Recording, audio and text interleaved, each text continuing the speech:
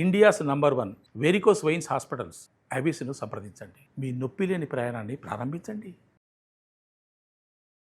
జై శ్రీరామ్. నా పేరు మాధురి. మీరు చూస్తున్నది సుమన్ టీవీ నెట్వర్క్. ఈరోజు మనతో పాటు ఉన్నారు ప్రముఖ జ్యోతిష్య వాస్తు పండితులు బ్రహ్మశ్రీ గుండెపూడి సుధీర్ శర్మ గారు.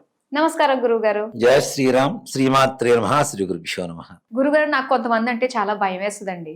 అందులోనే ఎలాంటి వాళ్ళంటే వాళ్ళ నాలుక మీద మచ్చలు ఉంటాయి చూడండి, వాళ్ళతో నేను ఎప్పుడు చాలా జాగ్రత్తగా ఉంటాను. నా ఫ్రెండ్ ఒక అమ్మాయి ఉంటుంది, తనతో ఎప్పుడు కూడా తన నుంచి నేను బ్లెస్సింగ్స్ కావాలని అనిపించుకుంటూ ఉంటాను అనమాట.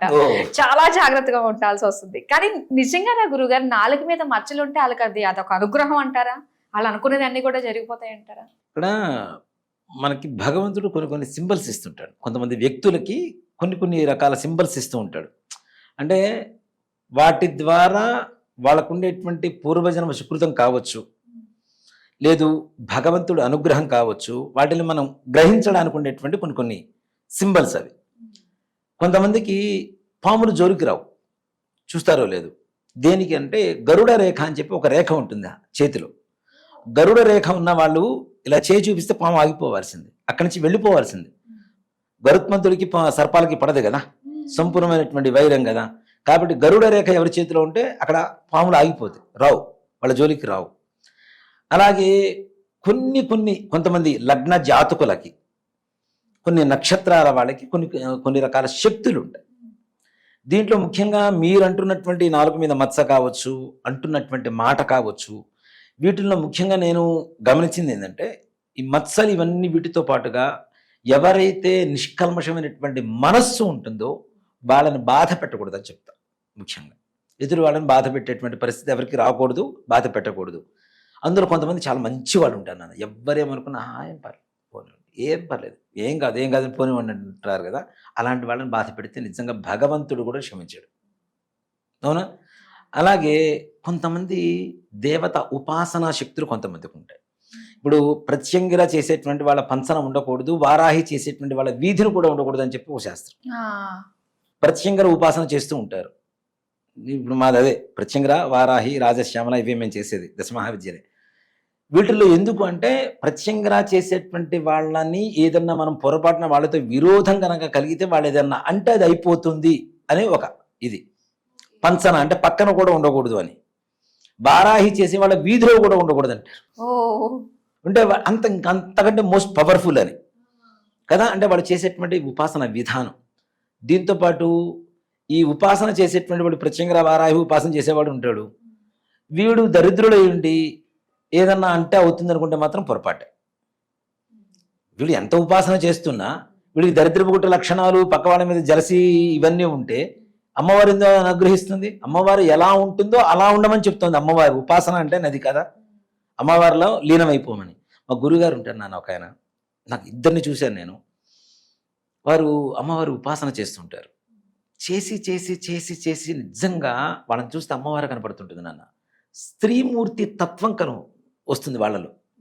ఆడవాళ్ళలానే మారిపోతారు. ఇక ఎలా అంటే, అమ్మవారి శ్రీ విద్యోపాసన కూడాను మగ సంతానం కలిగిన తరువాతనే శ్రీ విద్యోపాసన తీసుకోమని చెప్తారు. దేనికంటే సంతాన యోగం కూడా ఉండదు, నపుంసకత్వం వస్తుంది. అంటే అమ్మవారి తత్వం వాళ్ళు నిమిడీకృతం అయిపోతుంది వాళ్ళల్లో. ఇక సంతాన యోగం ఉండదు వాళ్ళకి.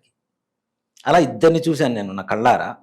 ఒక ఆయన మన యూట్యూబ్లో వాటిలో కూడా ఈ మధ్యలో కూడా చాలా ఫేమస్ అవుతుంటారు. ఆయన చాలా మంచి విద్యావేత్త, ముప్పవరపు సింహాచల శాస్త్రి గారని.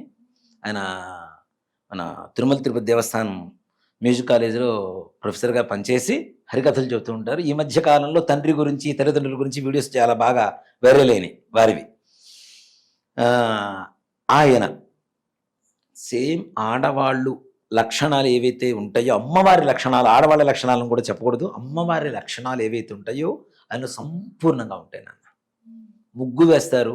గుంటూరు జిల్లాలో ముగ్గురు పోటీలో 5 సార్లు ఫస్ట్ ప్రైజ్ కొట్టాడు ఆయన స్టేడియంలో. వంట చేస్తారు. నేను అన్నగారని పిలుస్తాను ఆయన్ని, బాగా దగ్గరగా ఉంటారు. నేను అలంకారాలు అవన్నీ కూడా ఆయన దగ్గరే నేర్చుకున్నా.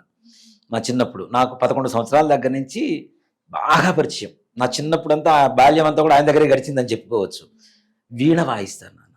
మరి వీణ అంటే సరస్వతి అమ్మవారు కదా. వీణ సంపూర్ణమైనటువంటి విద్వత్. హరికథలు చెప్తారు, అలాగే సంగీతం పాడతారు, వంటలు చేస్తారు. ఏం చేసినా దాంట్లో ద బెస్ట్ ఉంటారు. ఆయన మాట్లాడేటువంటి మాట కూడా, ఎరా సుధీరు ఏం చేస్తున్నావు, ఓకే. ఆడవాళ్ళు మాట్లాడుతుంటారు. ఆయన హరికథలు చెప్పేటప్పుడు కూడా చూడండి, వీడియోస్ మీకు దొరుకుతాయి, ఆడవాళ్ళు పవిట సర్దుకున్నట్టే సర్దుకుంటుంటారు ఆయన. అంటే ఇవన్నీ గమనిస్తే మనకు అర్థమవుతాయి.